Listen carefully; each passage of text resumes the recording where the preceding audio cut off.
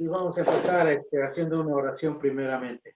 Bendito y Padre Dios, te alabamos y te bendecimos, te damos la honra y la gloria y te damos gracias, Señor, porque nos has bendecido, has estado con nosotros, mi Dios y Padre. Gracias, Señor, porque tú has provisto de lo necesario, mi Dios y Padre. Gracias, Señor, porque estás con nosotros, mi Dios, y con nuestros hermanos, mi Dios y Padre.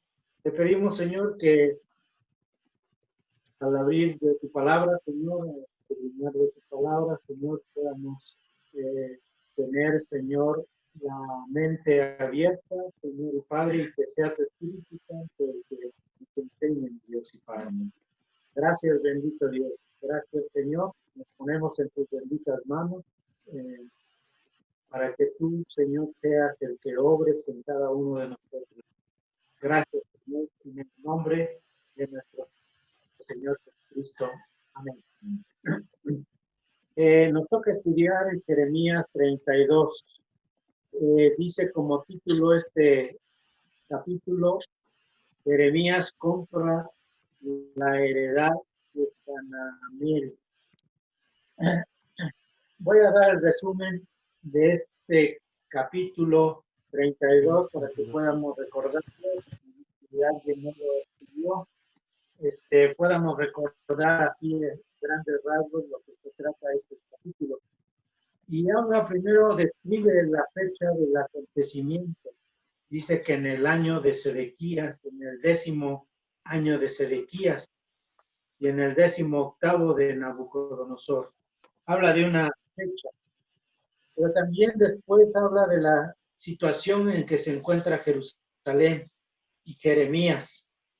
La situación de Jerusalén estaba sitiada por el rey Nabucodonosor.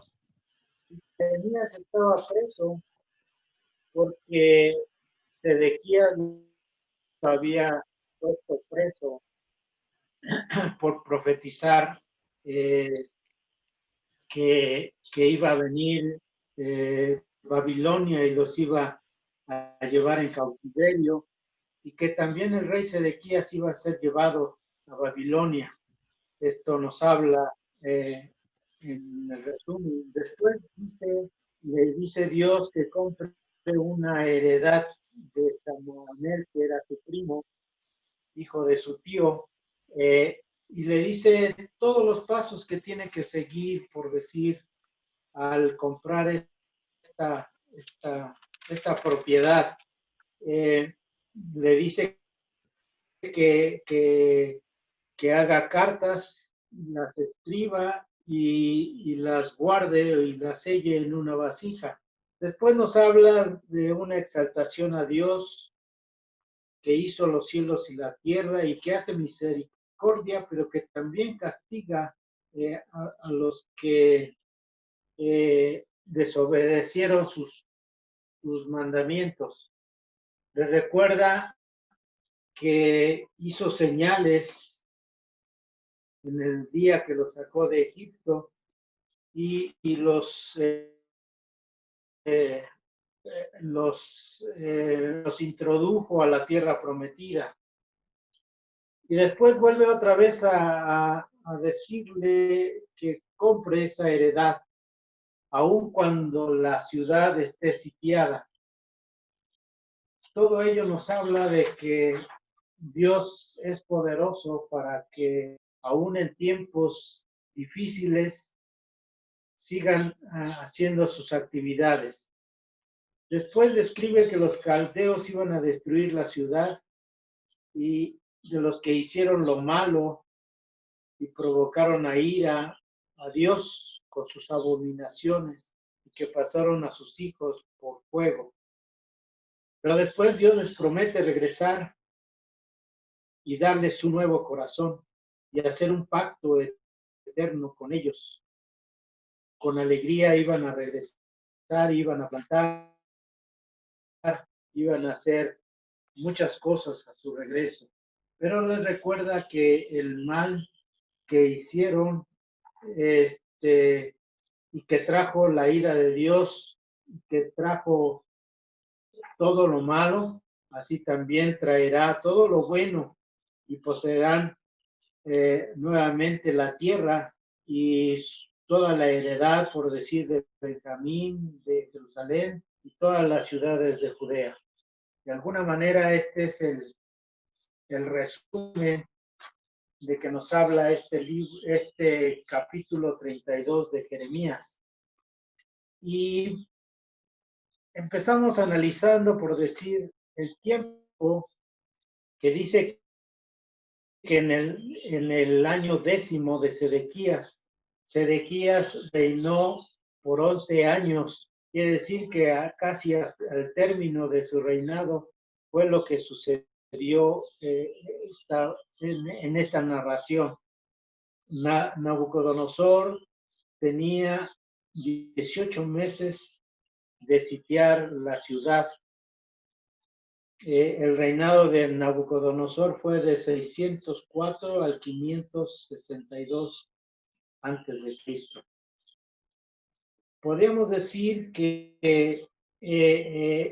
esta situación que se produjo, que narra este capítulo 32, podríamos decir que en el reinado le faltaba un año para terminar su reinado cuando fue llevado preso Sedequías a Babilonia. Y todos los demás que estaban en esta ciudad. Por eso vemos que cómo empieza esta narración y que empieza diciendo el sitio que estaba Jerusalén y que Jeremías estaba preso en la cárcel. Y eso lo podemos leer en el versículo 2. Pero que Dios le dijo que iba a traer a los caldeos para que fuera tomada esta ciudad. Y por esa causa que no le creyeron, por decir el rey Sedequías, lo mandó a apresar porque les estaba prediciendo algo que los otros profetas no habían predicho. Dice que los otros profetas, los falsos profetas, estaban diciendo que iba a ser librado por Dios y que iba a tener triunfo sobre los caldeos. Cuando Jeremías habla de que no iba a ser así, que eran falsos profetas, entonces por eso lo encarcelaron. Están en Jeremías 37 del 11 al 21. Jeremías 37 del 11. Del 11 al 21. Del 11 al 21. Eso está narrando en el mismo Jeremías, más adelante, está narrando esta situación. Bueno, ahorita volvemos a ver algunas citas bíblicas para que veamos más claramente cómo Dios los iba a traer al rey de Babilonia y les iba a sitiar. Como aquí les está diciendo no que iba a ser Babilonia, sino está diciendo aquí otro nombre de los caldeos.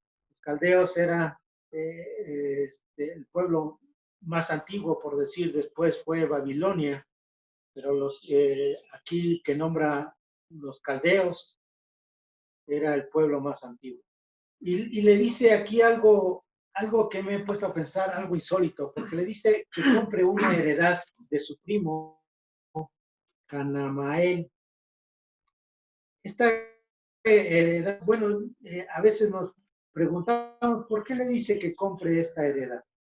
Porque seguramente Dios tenía un plan y ese plan nosotros ya lo conocemos hoy en día, pero ellos no lo conocían. ¿Por qué? Porque Dios los iba a regresar a esa tierra prometida. Entonces, para que no se perdieran las heredades, por decir, y sobre todo un ejemplo muy en especial que Dios le está diciendo a Jeremías que compre esta heredad de su primo para que no se perdiera esa heredad y que hace cartas en el cual podemos decir hoy es un contrato de compraventa y que lo hace que lo selle y que lo guarde en una vasija sellada. Eso para que pueda ser comprobable que esa heredad era de Jeremías, por decir, o de los que los compraban. Recuerden que esas heredades únicamente las podían comprar los que eran de la misma familia, de la misma heredad. Y luego vamos a dar unas citas bíblicas, o si no, podemos encontrar esas citas bíblicas que desde antes ya Dios había previsto cuando se vendía alguna propiedad, que está en Levítico 25. Si quieren lo podemos leer. Levítico 25. Si alguien lo encuentra, puede leerlo. Levítico 25. Dice la palabra de nuestro Dios: cuando tu hermano empobreciere y vendiere algo de su posesión, entonces su pariente más próximo vendrá y rescatará lo que su hermano hubiere vendido. Así es, entonces ahí Dios había establecido desde un principio en el libro de Levítico 25, dice que si su hermano empobreciere y vendiere alguna de las posesiones, el pariente más cercano podía comprarla. Entonces, aquí tenemos un ejemplo de ello, de que esa heredad era de su primo y que solamente él podía comprarla para que no se perdiera, por decir, era un patrimonio de la familia y que no se pudiera perder, por decir, sino que se pudiera recuperar. Recordemos que cada 50 años todas las propiedades y todo lo que se había comprado iban a regresar a su dueño original, o sea, al que había vendido. Durante 50 años podían poseer todas las heredades, por decirlo, todas las propiedades, pero que después de esos 50 años volvían a regresar a los antiguos dueños. Ese era el año del jubileo, en donde todos se alegraban porque volvían a tener otra vez sus propiedades. Recuperaban todo, ¿no? Recuperaban todo. Así es. Entonces, mi hermano Alfredo, perdóneme ahí. Sí. Es cierto que esta fiesta del jubileo de los 50 años se Sí. estipuló en las Sagradas Escrituras. La pregunta, no sé si usted tenga el dato, si en algún momento se llevó a cabo realmente y si hubo realmente esa restitución o nunca se llevó a cabo a pesar de que era pues un mandato, ¿no? Sí, no tengo ese dato y no me acuerdo haber leído, por decir, en ninguna de las de los acontecimientos que durante la historia, por decir, del pueblo de Israel, no tengo algún ejemplo de que se haya vuelto, por decir, alguna propiedad, pero sí tenemos ese acontecimiento que cada 50 años se celebraba esta fiesta. Y sí se celebraba, a lo mejor sí podía, sí había, por decir, o sí sucedía esto, que se regresaban estas propiedades, aunque no lo explica bien, pero sí se celebraba esta festividad, esta alegría de los 50 años. Entonces, pero no tengo el ejemplo, por decir, o la cita bíblica más bien, lo voy a buscar y luego se los voy a dar para que podamos comprobar que sí se celebraba estos 50 años. Pero no, y la pregunta que me hacía, bueno, ¿por qué ponía esto Dios como ejemplo y que se registró en su palabra para que hubiera este ejemplo. Y yo de alguna manera pues podía ver que Dios iba a cumplir todas sus promesas y que a partir de este ejemplo de una compra, de una heredad, estaba asegurando de que iban a volver otra vez a esa tierra. Porque después vemos que nos habla de que al regresar iban otra vez a edificar y a comprar y a vender, y iban a volver otra vez a su vida cotidiana, la que antes se había interrumpido por esos 70 años de exilio. Entonces, yo creo que a través de este ejemplo, Dios estaba asegurando de que ellos iban a regresar. Y con este ejemplo de la compra y venta de esta heredad de un primo de Jeremías, aseguraba que ellos iban a regresar, porque si no, pues no tenía caso de que comprara esta heredad y sobre todo que Dios había mandado que la comprara. No sé si tengan alguna pregunta, algún comentario acerca de esto.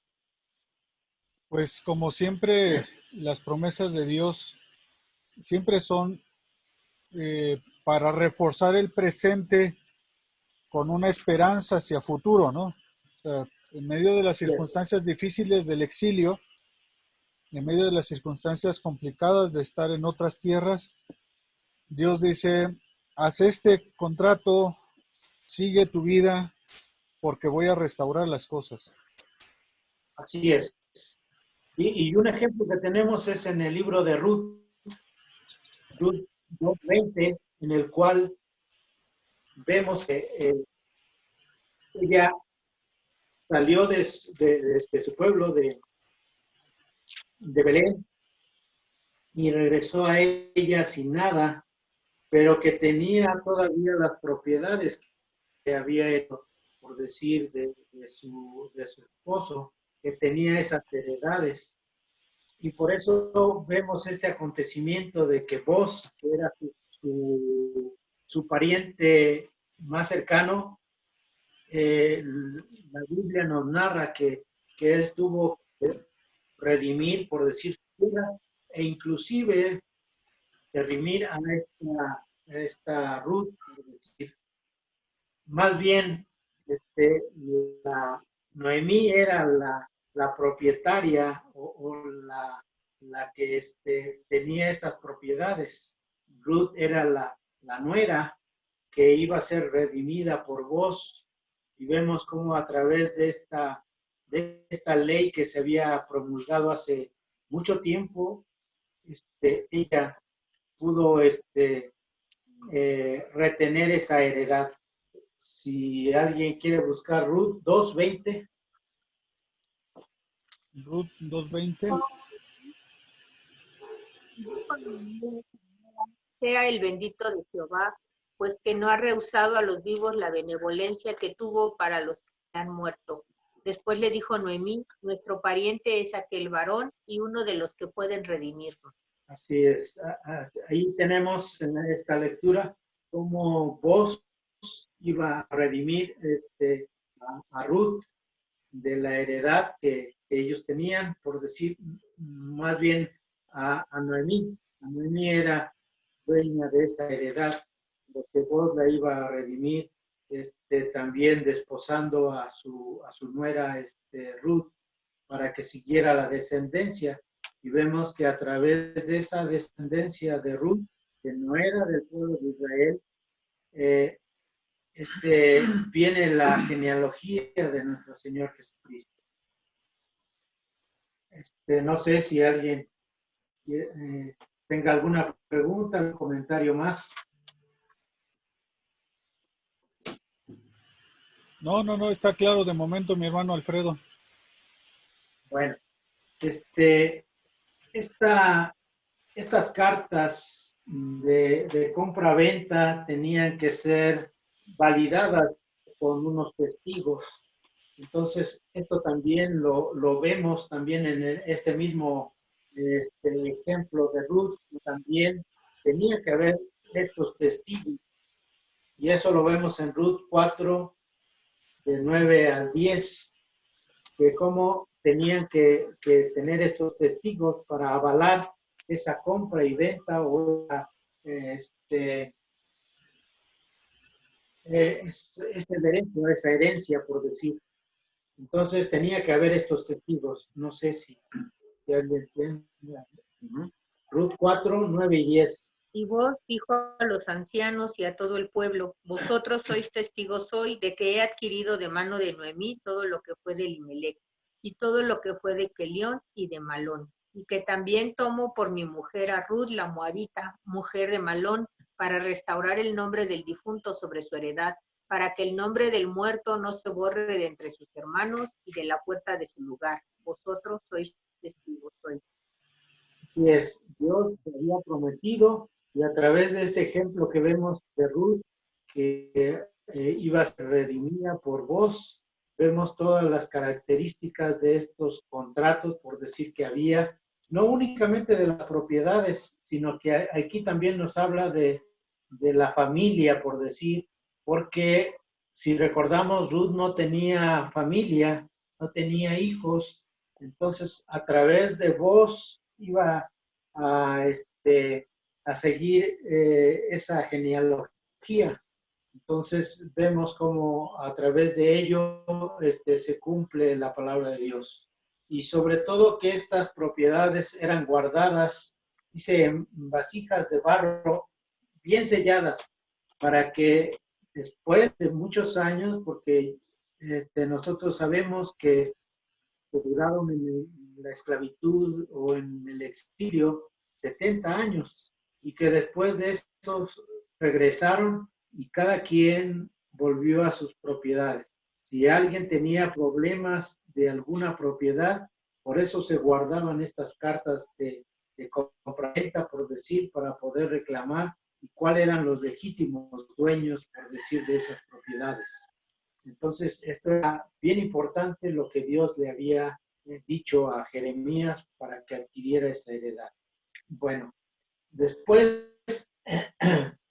afirma que Dios tiene soberanía sobre todo, que Dios que hizo los cielos y la tierra tenía esa soberanía sobre todo lo que iba a hacer y que iba a, de alguna manera, cumplir todo aquello, porque Él no iba a mentir, sino que el Dios que hizo los cielos y la tierra iba a cumplir todo aquello.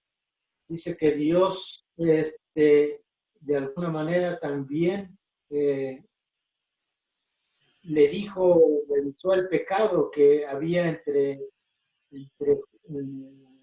Israel y Judá, y que le vuelve a afirmar que Dios iba a traer a los caldeos, a los babilonios, e iba a llevar preso y iba a destruir la ciudad, y toda la tierra iba a ser destruido, por decir, por los caldeos o los babilonios. Pero que después dice algo bien importante, que Dios iba a restablecer otra ciudad. Y eso nosotros ya lo sabemos, por decir, de la historia, de que Dios restableció otra vez las ciudades y el templo y las murallas y todo lo que tenía que ser reparado. Dios haría volver a aquel lugar todo lo que exiliaron y lo cumplió. Y en esto se refiere a la salvación que iba a traer para a todo su pueblo. E iba a ser también aquí, rectifica otra vez o ratifica otra vez el pacto eterno que iba a haber entre Dios y el pueblo de Israel. Pero después nos narra por decir que Dios había hecho todo ello porque ellos habían hecho abominación delante de Dios, no habían cumplido el pacto, las leyes que ningún de los reyes y sacerdotes habían cumplido, ni los profetas, ni los varones de Judá, ni los moradores de Jerusalén habían cumplido estas leyes. Por eso Dios iba a destruir. Y yo me preguntaba, bueno, ¿por qué Dios destruyó las casas, las ciudades, el templo y todo lo que habían construido, por decir, el pueblo de Israel? Bueno, Sí, aquí en el 29, pues vemos que Dios, bueno, desde el 26, Dios está pues enojado, ¿no? Y le dice a través de Jeremías, yo soy Jehová, Dios de todo ser viviente, y si acaso hay algo difícil para mí, dice, por tanto, así ha dicho Jehová, voy a entregar esta ciudad en manos de los caldeos y en manos de Nabucodonosor, rey de Babilonia, y la tomarán. Entonces dice, y vendrán los caldeos que atacan esta ciudad, le prenderán fuego y quemarán junto con las casas en cuyas azoteas quemaron incienso a Baal y derramaron libaciones a dioses extraños para provocarme a ira. así es. Este es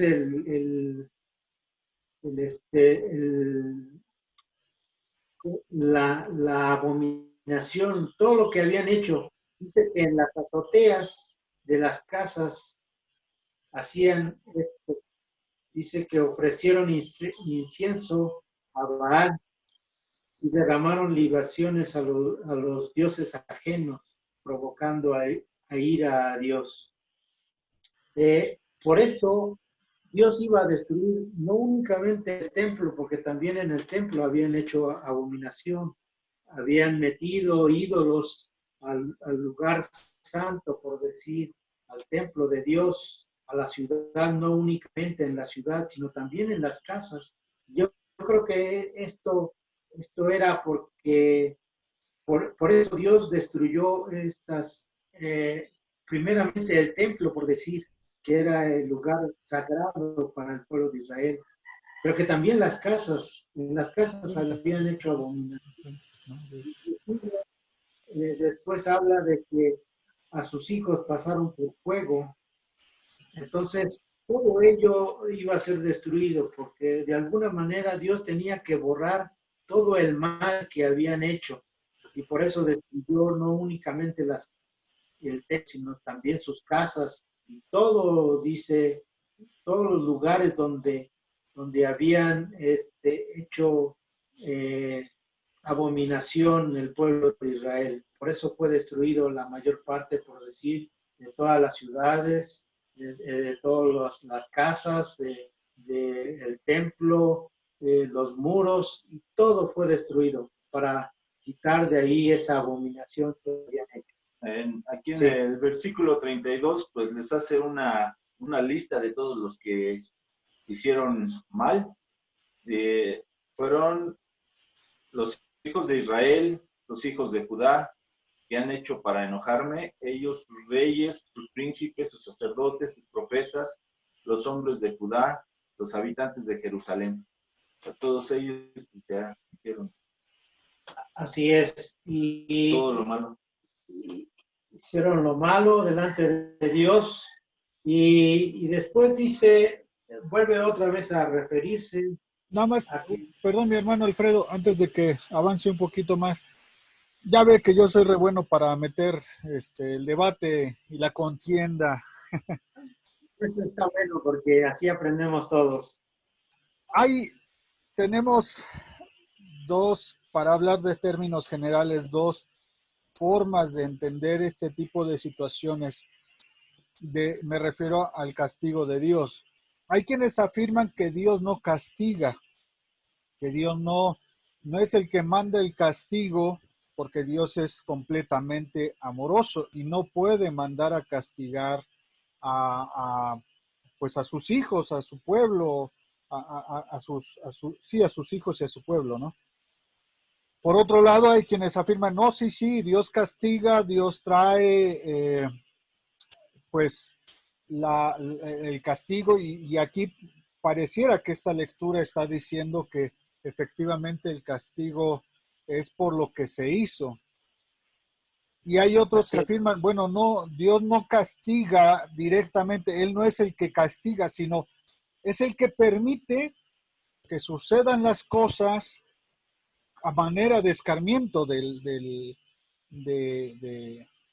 pueblo, de sus hijos.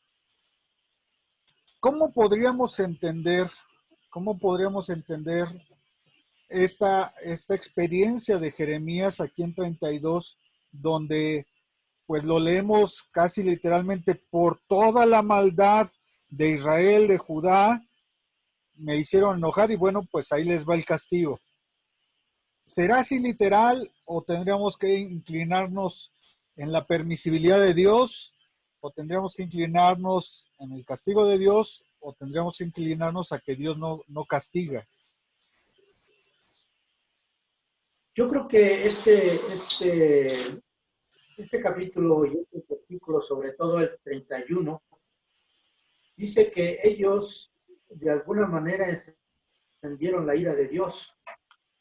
Y si lo leemos así literalmente, si ellos provocaron a la ira de Dios, yo creo que directamente sí hubo castigo para ellos. Y ahora como sí hemos escuchado algunas de las interpretaciones que Dios no castiga, pero que también, por otra parte, podemos ver que Dios permite que la adversidad sirva como lección a cada uno de aquellos que hacen lo malo delante de Dios, que muchas veces no lo vemos así de esa manera, sino que vemos a un Dios amoroso, a un Dios que no hace mal, pero en algunos pasajes leemos así literalmente que Dios castiga de alguna manera, que trae de alguna manera ese castigo.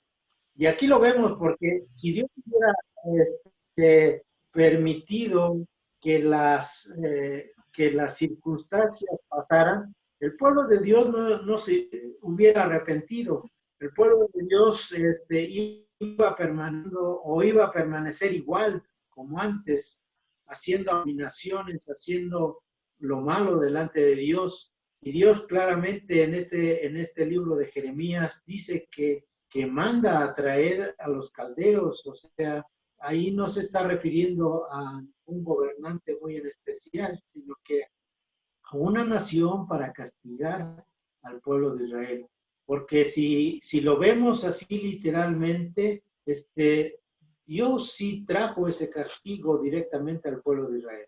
Claro, en algunas otras interpretaciones podemos ver que son las mismas circunstancias, por decir, de aquel que hace lo malo delante de Dios, trae como consecuencia también una serie de castigos que no son directamente de Dios, sino que la misma consecuencia del pecado, de lo que se hizo, se vuelve en contra de ellos. Y sabemos que el diablo se goza de que el hombre sufra por causas de sus iniquidades. Entonces, podríamos ver de las dos maneras, pero que es en diferente interpretación, por decir.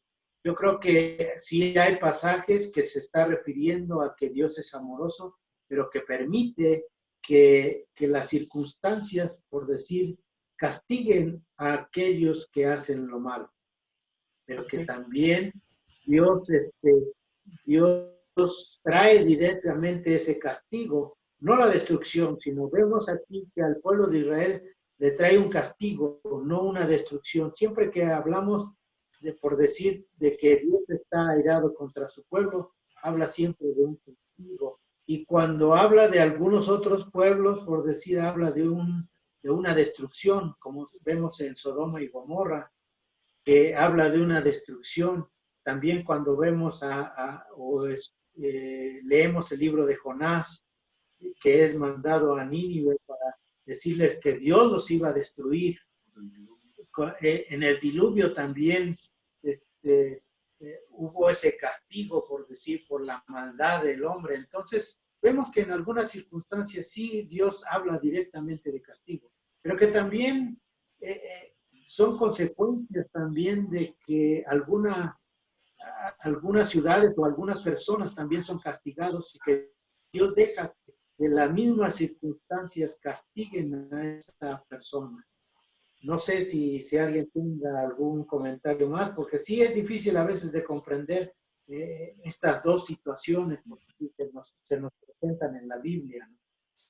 Sí, aquí mi esposa comentaba, y digo, lo comparto, Sí, dice que hay ocasiones, podríamos leer como un punto intermedio, donde efectivamente Dios permite la situación, permite que se genere esa consecuencia, como le llamamos, pero la persona que recibe la consecuencia no quiere asumir su responsabilidad o no quiere asumir su error y culpa a Dios, ¿no? Es que Dios me está castigando cuando realmente es consecuencia del error que uno mismo cometió. Entonces también tenemos que clarificar que a veces el no aceptar nuestros errores, buscamos a quién culpar y al primero que señalamos es a Dios como nuestro castigador. y así es. No sé si alguien más quiera comentar o hacer una pregunta, porque esto sí es bien importante aclararlo, porque sí, pueden suceder las dos cosas. Y lo que vemos cuando estudiamos la Biblia, sí vemos estas dos situaciones que debemos de interpretarlo según el contexto que tenga cada caso. Pues concuerdo con usted, mi hermano Alfredo, que hay pasajes que nos dicen que Dios directamente está castigando. Hay pasajes que son consecuencia de, y yo solo quiero afirmar lo siguiente. No, tal vez estoy poniendo al nivel humano a Dios, pero, y a lo mejor me puedo equivocar con esto que voy a decir, pero quisiera que me entendieran. Nosotros como papás, como padres de hijos que tenemos, en amor, o sea, sin quitar de lado el amor, hemos castigado a nuestros hijos, porque sabemos que eso que están haciendo está mal. Y eso no quiere decir que dejemos de amar a nuestros hijos. Eso no quiere decir que dejemos de amar a nuestros hijos. Aún en ese castigo, pues los estamos corrigiendo porque los amamos. Entonces, el hecho de que Dios castigue, creo yo, que no quita que también nos ame y que permita o que genere ese castigo, pues para que volteemos la vista a Él, que reconozcamos nuestro error y que le pidamos perdón a Él. Yo creo que no estaría tan peleado decir, sí, Dios castiga, aun cuando ama, porque precisamente puede castigar por amor. Así es, así es. Y es bien claro este ejemplo de un padre hacia un hijo que lo castiga por sus actos que no están de acuerdo, por decir, una buena costumbre, ¿sí? Sino que hace lo malo y lo castiga, pero no lo destruye, sino que lo trata de corregir, por decir, y ahora depende de él si acepta esa corrección, porque si no, después va a sufrir esas consecuencias de esos errores. Y eso es lo que vemos en la vida real, ¿no? Cuando alguien, cuando un hijo comete algún error y trata de corregir el padre esos errores, y si no los atiende, va después a sufrir todavía más, e inclusive puede morir por esa causa, ¿no? De que no corrigió, decir, lo que hizo o lo que el padre trató de corregirlo y que no estaba bien, sino que también tiene esas consecuencias también de lo que hizo mal. Este también es un ejemplo muy real, por decir, que tenemos siempre. Y ya por último, empieza a decir otra vez esta este ejemplo que pone desde un principio, que se comprarán por dinero, se harán escrituras de compra y venta, se sellarán y se pondrán testigos, dice, y en toda la tierra de Benjamín, por decir, en la tierra de Jerusalén, en Judea, y dice, en las montañas, en las ciudades, todo volverá a ser otra vez lo mismo, que habrá esa vida cotidiana en la cual se comprarán, se venderán cuando regresen de ese exilio que iba a durar 70 años. Entonces, esto asegura a Dios que iban a poder regresar y que iban a regresar a hacer su vida normal, por decir, que Dios les iba a bendecir, porque a través de esas compras y la venta, por decir, de heredades, iba Dios a restablecer, por decir, a todo el pueblo de Israel. Entonces, por esto último, Dios habla nuevamente. Y hoy lo ponemos en el contexto que estamos sufriendo y vemos algún parecido de lo que está sucediendo.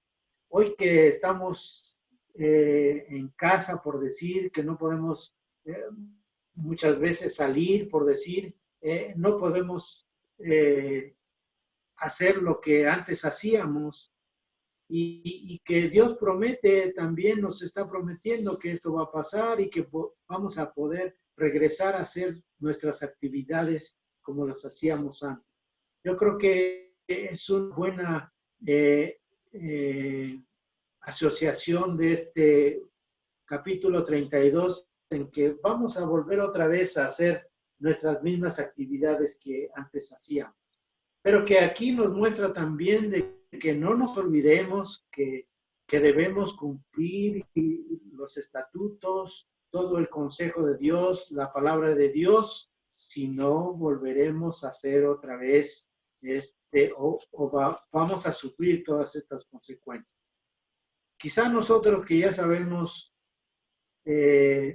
quizá la mayor parte de lo que va a seguir sucediendo y nos encontramos de que esto no va a terminar, sino que a lo mejor va a ser más grave o va a haber quizá otra enfermedad, como ya estamos escuchando, por decir que en unos países otra vez ébola. Entonces, vemos que esta situación no va a terminar, que quizá vamos a pasar por días difíciles, pero que Dios va a cumplir su palabra, que dice que vamos a volver otra vez a nuestra tierra o a nuestras actividades como antes las íbamos a hacer o como antes las hacíamos. Vamos a volver a esta misma situación. Después de que pase todas estas cosas, dice, en el tiempo del fin, Dios va a restaurar, por decir, su reino, y en ese reino ya no habrá mal, ya no habrá enfermedades, ya no habrá violencia como la que estamos sufriendo, por decir, hoy en día, y no nomás en Estados Unidos, sino también en nuestra ciudad y en algunas otras ciudades, la violencia se ha desatado. Todo esto en el reino de nuestro Señor Jesucristo, que es en el reino milenial, todo va a volver a la norma, relativamente, bueno, no relativamente a la normalidad, sino que Dios estará gobernando, Dios estará dando paz, tranquilidad, Dios estará dando prosperidad también en todo ello, porque así nos habla, por decir, el libro de Apocalipsis, que narra todos estos acontecimientos. Entonces, Dios guardará este pacto, Dios guardará esta profecía que la hará cumplir, y esto es lo que vemos, que esta profecía no únicamente se cumplió en ese tiempo, sino que también tiene repercusión a hoy en nuestros tiempos y en los tiempos finales.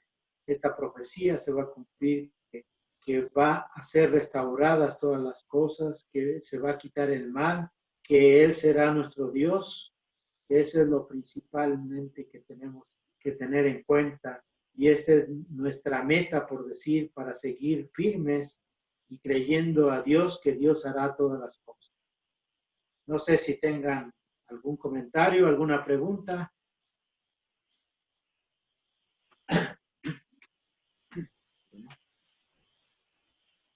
Pues yo Pastor, tengo esa misma fe. Perdón, alguien, mi hermano, alguien iba a decir algo.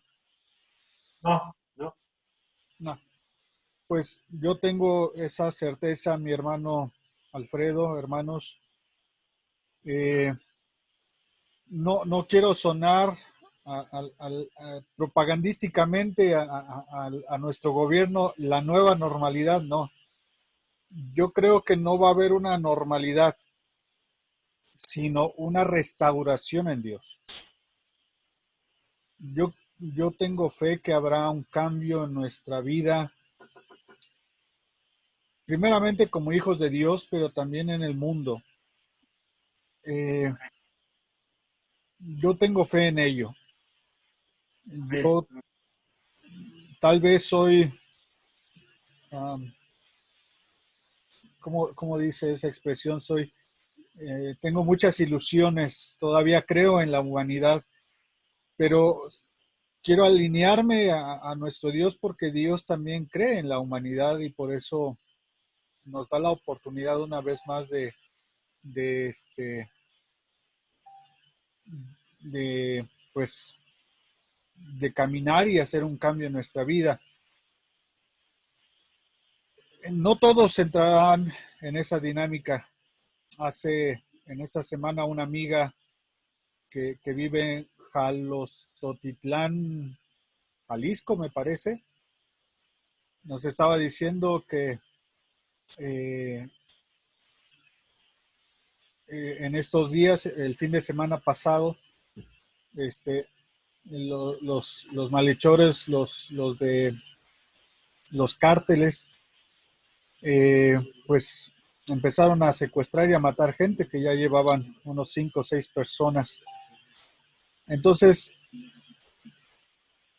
yo creo que todavía esto nos va a durar, pues para que entendamos, para que hagamos un cambio. Y los que estamos en la fe, tener la fortaleza, la esperanza y la seguridad de nuestro Dios que Él sigue teniendo el control y que va a restaurar las cosas. No creo en la nueva normalidad, más bien creo en la restauración en el nombre de Dios. Así es, y como último comentario, no sé si quieran hacer algún otro comentario. Yo creo que la palabra de Dios, a través de ejemplo, se cumplió en aquel momento, por decir, porque regresó al pueblo de Israel y volvió de alguna manera a hacer su vida cotidiana como antes lo hacía. Recordemos que también no fue restablecido totalmente, por decir, el pueblo de Israel quizá duró algunos años con esa paz, pero se volvió a hacer lo malo y eso trajo ciertas consecuencias, por decir también lo que hoy está sucediendo en el pueblo de Israel. Y no nomás al pueblo de Israel, sino también a todas las naciones, también está Dios castigando, como en aquel momento también castigó Dios no únicamente al pueblo de Israel, sino también a los demás pueblos que estaban allí existiendo. Entonces, pero sí debemos tener una seguridad, algo que la palabra de Dios nos dice, que Dios estará con nosotros. Y eso debemos afirmarlo cada vez más y más.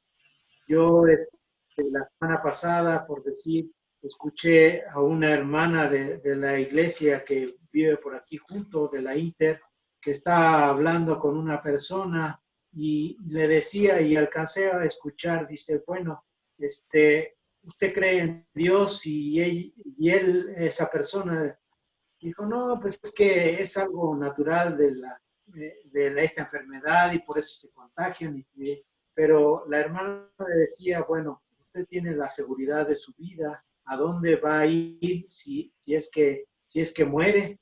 Y, y él, y él era escéptico, dice, no, pues dice, yo no creo en Dios, dice, yo creo que pues ya muere uno y ya ahí se acabó. Entonces, nosotros que creemos en Dios tenemos la seguridad de que va a estar con nosotros aún en estos tiempos difíciles, aún en estas circunstancias, sea la que sea, como Dios tiene ya planeado y como Dios tiene el control de todas las cosas, se van a realizar conforme a su voluntad. Y eso es lo que debemos estar seguros, de que Dios va a hacer conforme a su voluntad y que Dios nos va a librar porque sí lo ha prometido y creemos en esa promesa de Dios de que Dios nos va a librar en tiempos difíciles. Y aún cuando dice, como dice algunas cartas, por decir, del apóstol Pablo a los creyentes, dice, aún si así no fuera, dice, yo estoy seguro de que Dios estará conmigo y que Dios está mi depósito, por decir, en Él y que Él lo hará hacer cumplir. Y esa es la seguridad de que debemos tener, que Dios estará con nosotros y que Dios va a cumplir todas sus promesas. Tanto lo que está sucediendo, tanto lo bueno como lo malo que está sucediendo, Dios lo está permitiendo en su soberanía, pero que Dios va a cumplir todas las cosas. Y eso es lo que debemos estar seguros. No sé si tengan algún otro comentario, sino para terminar con uno.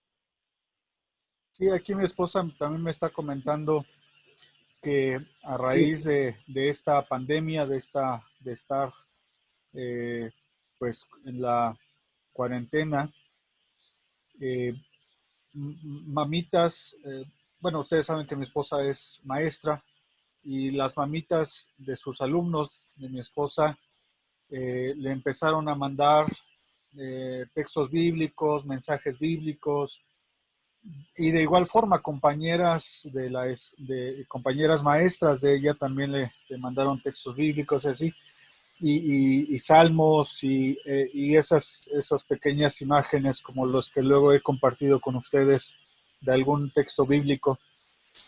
Y bueno, yo en este sentido con mi hermano Alfredo, yo tengo la fe de que esta situación creo que está, o sea, lo creo fervientemente, estoy seguro, está en las manos de Dios.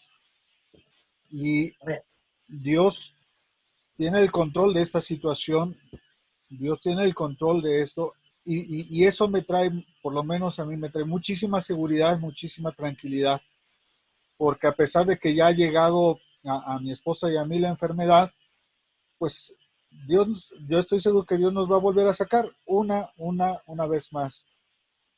Y así estos ejemplos, estos testimonios de cambios de las mamitas y de sus compañeras de maestras, pues afirman también que Dios está tocando de alguna manera sus corazones, está tocando de alguna manera sus vidas y hace ya esos pequeños cambios que son muy significativos. bueno, no sé si otro comentario, si no, vamos a terminar con una oración. Bueno, si no hay algún otro comentario, ninguna pregunta, vamos a orar para que Dios nos bendiga, Dios esté con nosotros en estos momentos. Bendito y Padre Dios, te alabamos y te bendecimos y te damos la honra y la gloria. Y te damos gracias, Señor, porque tu presencia está con nosotros a pesar de las circunstancias, Dios. Y eso debemos tener muy seguro, Señor. Creer que tú estás con nosotros en todo tiempo, Señor, aún en esta adversidad.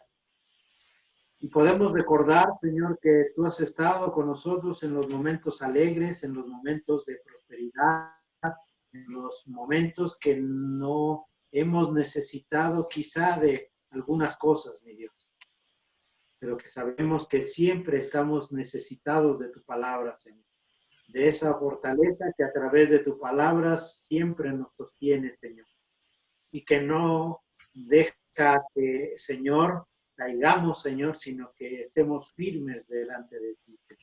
Gracias, bendito Dios. Gracias, Señor, por este capítulo, Señor, que nos da la seguridad, la certeza de que en tiempo, Señor, tú harás cumplir todo ello, Señor y Padre. Gracias, Señor, que vamos a volver a esa tierra prometida, Señor, y vamos a hacer una vida normal, Señor, porque tú estarás gobernando, Señor, sobre esa tierra. Gracias, bendito Dios, te alabamos y te bendecimos y te pedimos que bendigas a cada uno de nuestros hermanos, a donde quiera que se encuentren, a donde quiera que estén, Señor.